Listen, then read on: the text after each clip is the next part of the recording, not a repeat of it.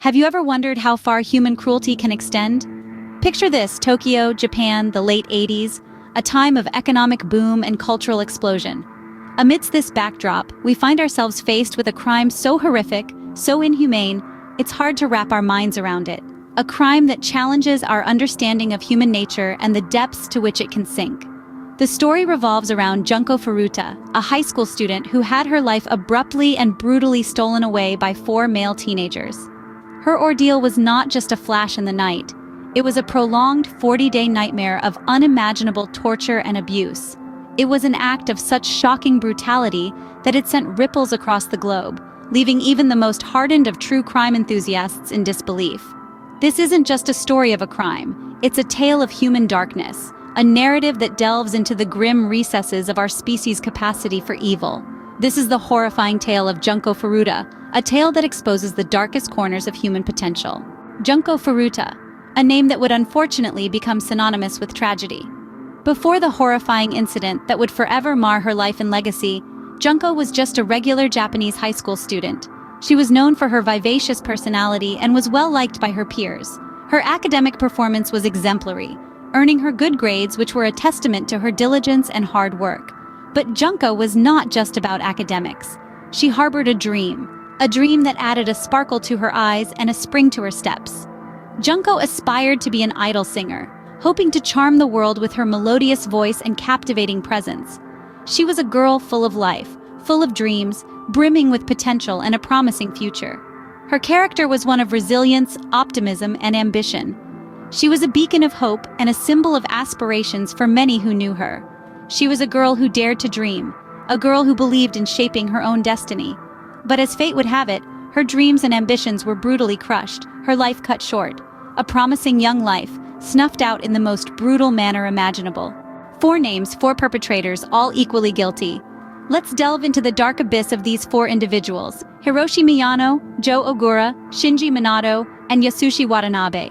Firstly, Hiroshi Miyano, the ringleader of this heinous quartet.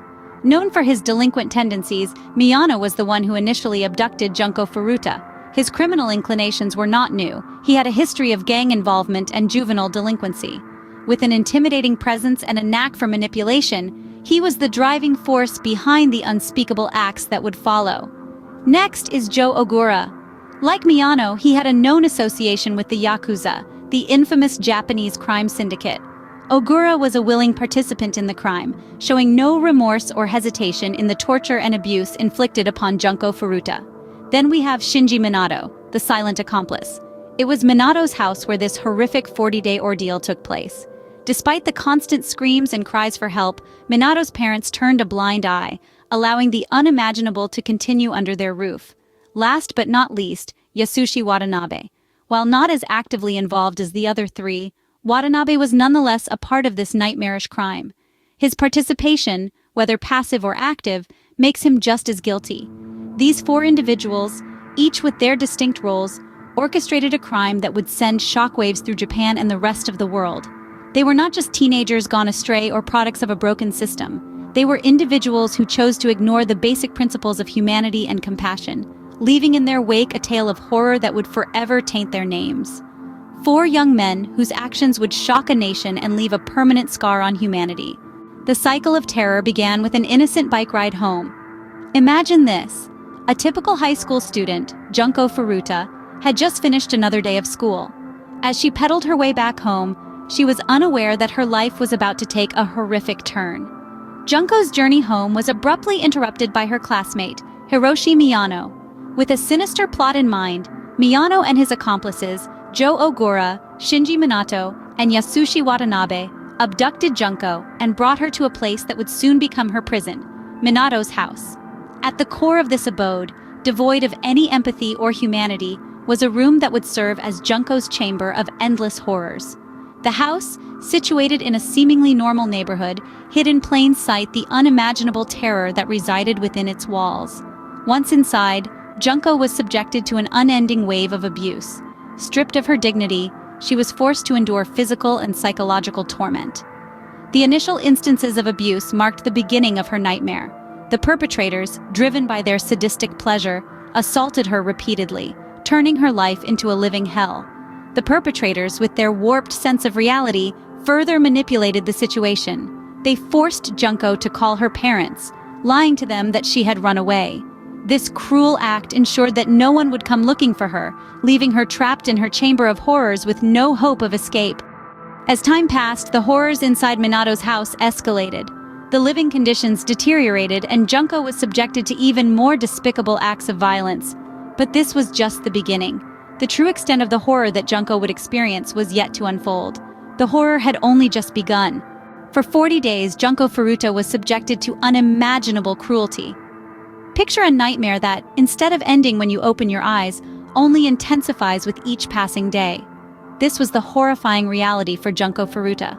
The young high school student, who once dreamed of becoming an idol singer, was trapped in a relentless cycle of torment, her captor's sadistic creativity knowing no bounds. With each passing day, the torture escalated, the perpetrators demonstrating a chilling disregard for human life. They invited others to participate in the abuse, turning Junko's suffering into a grotesque spectacle. Her dignity was stripped away as she was forced to dance naked, her body subjected to unspeakable acts of violation. Objects were forcibly inserted into her, each act of violence more horrific than the last. But the physical torture was just one facet of Junko's ordeal. Her captors sought to degrade her at every turn. They shaved her pubic hair, an act of humiliation that sought to rob her of her femininity. They forced her to consume alcohol and cigarettes, substances that were alien to her system, further debasing her. And then there was the burning. The perpetrators used lighter fluid to set her alight, the flames searing her skin and subjecting her to unimaginable pain. The torture was relentless, her tormentors' cruelty escalating with each passing day. Yet amidst the physical and psychological torture, Junko's spirit remained unbroken. Despite the relentless onslaught of abuse, she refused to give in, her resilience a testament to the strength of the human spirit.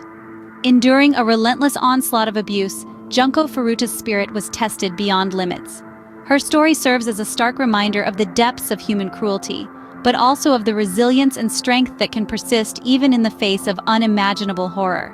The end of Junko Furuta's suffering did not mean the end of her story. The discovery of Junko Furuta's body was a shock that reverberated throughout Japan and beyond. The barrel containing her remains was found in a concrete-filled drum, a grim testament to the unthinkable brutality she had endured. It served as a tangible reminder of humanity's capacity for evil and the price one innocent girl had to pay.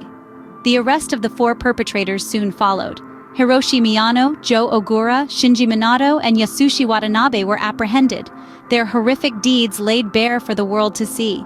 But the true extent of their atrocities was yet to be fully revealed, as more details of the case came to light during the trial. The trial was a spectacle that held the nation in its grip. Each day brought forth more gruesome details about the torment Junko had suffered.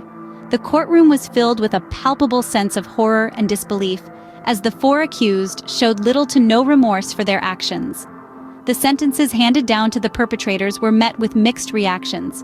Some felt justice had been served, while others believed the punishments were far too lenient given the severity of the crime. The 4 received varying sentences, ranging from juvenile detention to 20 years in prison, a punishment that many felt was a mere slap on the wrist for the unspeakable horrors they had inflicted on Junko. The public reaction was one of outrage and grief. People from all walks of life expressed their sorrow for Junko and their anger at the justice system. The case sparked a nationwide conversation about violence against women, the justice system's handling of such cases, and the need for stricter laws and punishments. Junko Furuta's story continues to resonate, serving as a sobering reminder of the depths to which humanity can sink. Her memory lives on, a testament to her strength and resilience in the face of unimaginable cruelty. Justice may have been served, but it came too late for Junko Furuta.